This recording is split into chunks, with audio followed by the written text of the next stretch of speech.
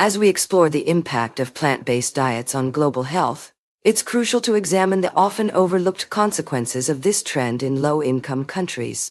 While a well-planned plant-based diet can be beneficial for overall nutrition, the reality is that many people around the world are facing micronutrient deficiencies due to their reliance on these diets. The first step in understanding this issue is acknowledging that plant-based diets are often severely lacking in essential micronutrients like vitamin B12, iron, and omega-3 fatty acids. For instance, a study published in the Journal of Nutrition found that 70% of vegans worldwide are deficient in vitamin B12, which plays a critical role in the production of red blood cells. This deficiency can lead to fatigue, weakness, and an increased risk of anemia. One of the primary reasons why micronutrient deficiencies are on the rise is due to the widespread adoption of plant-based diets in low-income countries. In many developing nations, food prices are skyrocketing, making it increasingly difficult for people to afford nutrient-rich animal products. As a result, they're often forced to rely heavily on cheap and abundant plant-based staples like soybeans and corn. However, even these staple foods can be problematic when consumed in large quantities without proper processing or supplementation.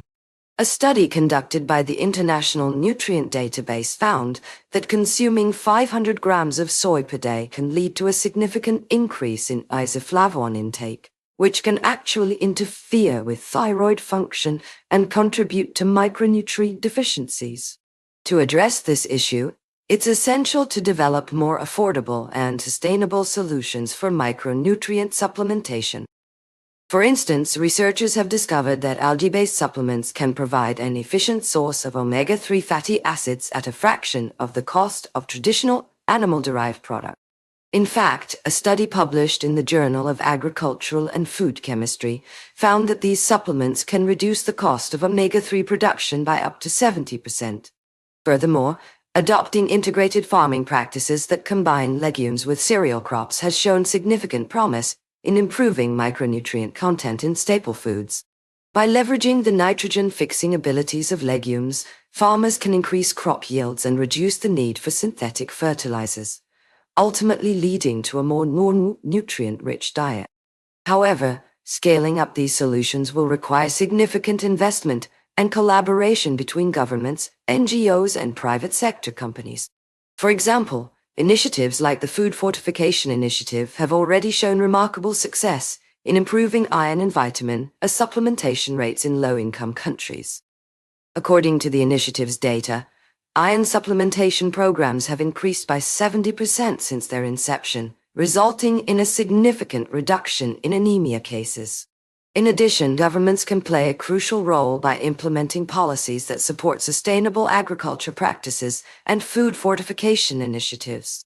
For instance, Brazil's government has implemented a program to increase the consumption of fortified foods among vulnerable populations, which has resulted in a 30% decrease in vitamin deficiency rates among children under 5.